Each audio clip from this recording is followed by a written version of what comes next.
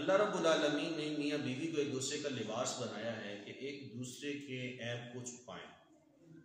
حضور نبی رحمت صلی اللہ علیہ وسلم آپ نے ارشاد فرمایا کہ بدترین ہے وہ شخص کہ جو اپنی بیوی کے پاس خلوت میں جاتا ہے اور وہ صحبت کرتا ہے اور پھر اس رات کے قصے کو دن کی روشنی میں لوگوں میں بیان کرتا ہے۔ تو حضور نے فرمایا کہ وہ شخص بدترین ہے، گھٹیا ترین انسان ہے۔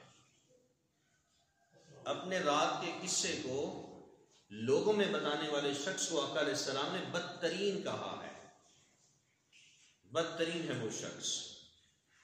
فرمایا کہ پھر وہ اپنی بیوی کا جو عیب ہے وہ لوگوں میں اس راز کو افشا کر دیتا ہے، لوگوں میں پھیلا دیتا ہے۔ ایک دوسری حدیث طیبہ بھی سماعت کیجیے۔ حضور نبی رحمت صلی اللہ علیہ وآلہ وسلم آپ کی خدمت عالیہ میں حضرت اسماء بنت یزید رضی اللہ تعالی عنہ یہ تشریف فرما کی صحابیہ ہیں۔ ابھی اس وقت پردے کے احکامات نازل نہیں ہوئے تھے۔ آقا علیہ السلام جس طرح سے صحابہ کی تربیت فرماتے اسی طرح سے صحابیات کی تربیت بھی فرمایا کرتے تھے۔ ابھی پردے کی آیات نازل نہیں ہوئی تھی۔ آقا علیہ السلام کی خدمت میں صحابیات بھی بیٹھی ہیں اور صحابہ بھی بیٹھے ہیں۔ تو حضرت اسماء بنت یزید کہتی ہیں رسول رحمت صلی اللہ علیہ وسلم موجود تھے۔ آقا علیہ السلام نے سب کو مخاطب کر کے ارشاد فرمایا، حضور نے فرمایا کہ کیا کوئی مرد ایسا بھی ہے کہ جو اپنی بیوی کے پاس جاتا ہے اور وہ صحبت کرتا ہے اور پھر دن کی روشنی میں اس کو لوگوں میں بتا دیتا ہے؟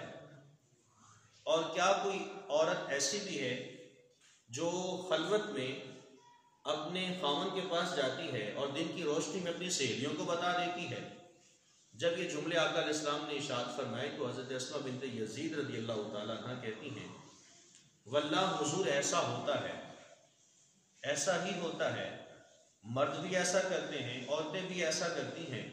تو آقا علیہ السلام نے ارشاد فرمایا کہ ہرگز ایسا نہ کرو، ہرگز ایسا نہ کرو کہ اپنے رات کے قصوں کو، اپنی خلوت نشینی کو لوگوں کے اندر بیان نہ کرو۔ پھر حضور علیہ السلام نے ایک مثال کے ذریعے سے امت مسلمہ کو سمجھانے کی کوشش کی۔ آقا علیہ الصلوۃ والتسلیم نے ارشاد فرمایا کہ جو شخص رات کے قصے کو لوگوں میں بتائے یا جو خاتون رات کے قصے کو لوگوں میں دن کے وقت بتائے، فرمایا اس شخص کی، اس عورت کی مثال اس شیطان جیسی ہے کہ جس کو رستے میں اس کا ہم جنس مادہ مل جائے اور وہ اس کو دبوچ لے اور سرے راہ اس کے ساتھ زنا کر دے اور لوگ اس کو دیکھ رہے ہوں۔ تو یہ حضور علیہ السلام نے ایک مثال کے ذریعے سے بیان کیا ہے کہ اگر کوئی شخص اپنی بیوی کا قصہ لوگوں کو بتاتا ہے، گویا کہ وہ لوگوں کے سامنے اپنی بیوی کو ننگا کر رہا ہے، اس کو برہنہ کر رہا ہے، ان کو بتا رہا ہے۔ اور اگر کوئی خاتون اس طرح سے اپنے گھر کی باتیں اپنی سہیلیوں میں بتاتی ہے تو گویا اپنے وہ شوہر کو ننگا کر رہی ہے، اس کو برہنہ کر رہی ہے۔ تو اس چیز سے بچا جائے، جو عیب ہیں اس کو چھپایا جائے۔ آقا علیہ السلام نے یہاں تک ارشاد فرمایا کہ وہ شخص دیوس ہے، وہ گھٹیا ترین انسان ہے، وہ بدترین ہے۔ تو طلاق کی بڑھتی ہوئی شرح میں ایک سبب تو یہ ہے کہ ایک دوسرے کے اندر عیب تلاش کیے جاتے ہیں۔ آج فی زمانہ اگر طلاق کی شرح بڑھ رہی ہے، طلاق زیادہ ہے، نکاح کم ہو رہے ہیں، تو اس کی وجہ یہی ہے کہ شوہر اپنی بیوی کے اندر عیب نکالتا ہے اور بیوی اپنے شوہر کے اندر عیب نکالتی ہے، اور اس عیب نکالنے کی وجہ سے دونوں میں طلاق ہو جاتی ہے۔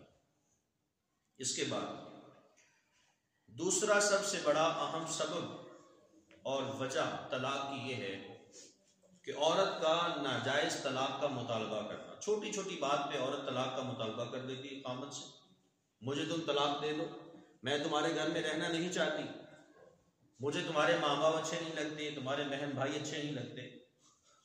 تو وہ خاتون اس گھر میں رہنے کو اپنی ترجیحات میں شامل نہیں کرتی۔ تو عورت کا ناجائز مطالبہ کرنا اس کو شریعت مطہرہ نے حرام قرار دیا ہے۔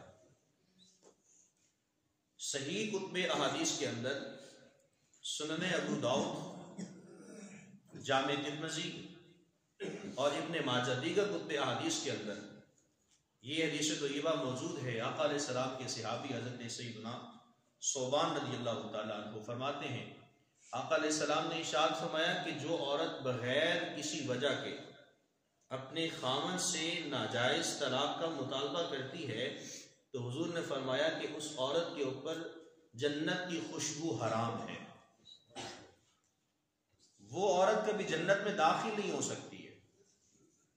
یہ آقا علیہ السلام کی حدیث موجود ہے اور صحیح حدیث ہے، سند کے ساتھ موجود ہے۔ آج دیکھ لیجیے ہمارے گھروں میں یہی معاملات تو ہوتے ہیں، چھوٹی سی بات پر آ کر وہ عورت اپنے خاوند سے طلاق کا ناجائز مطالبہ کر رہی ہوتی ہے، تم مجھے طلاق دے دو، تمہاری ماں ایسی ہے، تمہارا باپ ایسا ہے، تمہارا بھائی ایسا ہے، تمہاری بہنیں ایسی ہیں، میں تو اس گھر میں آ کے تھک گئی ہوں، میں تمہارے ساتھ رہنا نہیں چاہتی ہوں، میرا اس گھر میں گزر بسر نہیں ہوتا ہے۔ ہمارے گھروں کے قصے کتنے ایسے معاملات ہیں جو یہی واضح کرتے ہیں کہ عورت ناجائز مطالبہ کر رہی ہے۔ صدر الشریعہ بدر الطریقہ مفتی امجد علی اعظمی صاحب رحمۃ اللہ علیہ آپ فرماتے ہیں کہ اگر کوئی ایسی خاتون جس کا شوہر اس کے سارے لوازمات کو پورا کرتا ہے، اس کے حقوق و فرائض کو ادا کرتا ہے، اور اس کے باوجود وہ طلاق کا مطالبہ کرتی ہے تو اس کا یہ عمل حرام ہے۔ اور پھر فرماتے ہیں کہ جو لوگ اس خاتون کو طلاق کا مطالبہ کرنے پہ بھڑکاتے ہیں، بھڑکانے والے کئی ہوتے ہیں، سگی بہنیں بھی ہو سکتی ہیں، سگی ماں بھی ہو سکتی ہے، ایسا نہیں ہے، بہت سارے معاملات دیکھنے میں آتے ہیں، بھڑکانے والے کوئی بھی ہو سکتے ہیں۔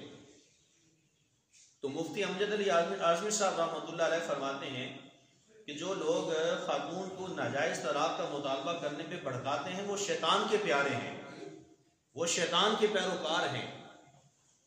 اور اگر کوئی شوہر کو خاوند بطور مجازی خدا اپنے شریک حیات اپنے ہم سفر کے سارے لوازمات کو پورا کرتا ہے، حقوق و فرائض کو بھی ادا کرتا ہے، اس کے باوجود کچھ لوگ اگر اس میں شامل ہیں وہ طلاق کا ناجائز مطالبہ کروانے میں شامل ہیں، تو آپ فرماتے ہیں کہ جنہوں نے طلاق کا مطالبہ کروایا ہے، جنہوں نے بھڑکایا ہے، وہ سارے کے سارے اس گناہ میں برابر کے شریک ہیں۔ تو ہمارے گھروں کے اندر سب سے بڑی وجہ طلاق بڑھنے کی وہ یہی ہے کہ عورتیں ناجائز طلاق کا مطالبہ کرتی، نہ کوئی بات کا منہ ہوتا ہے، نہ کوئی سر ہوتا ہے، چھوٹی سی بات پر آ کر اتنی لڑائی پھیلتی چلی جاتی ہے کہ وہ خاتون بار بار وہ مطالبہ کرتی ہے کہ مجھے طلاق دو، پھر وہ خاوند مجبور ہو کر وہ طلاق دے دیتا۔ تو فی زمانہ جو طلاق کی شرح بڑھ رہی ہے اس میں دوسری بڑی اہم وجہ وہ عورت کا ناجائز مطالبہ کرنا ہوتا ہے۔ حضور نبی رحمت صلی اللہ علیہ وسلم کا جو عمل ہے وہ ہمارے سامنے موجود ہے۔ آقا علیہ الصلوۃ والتسلیم نے اس چیز کو ناپسند کیا۔ حضور فرماتے ہیں کہ تمہاری دنیا کی حلال کردہ چیزوں میں ایک شے ایسی ہے جو مجھے انتہائی ناپسند ہے، اور وہ کیا ہے؟ وہ طلاق ہے۔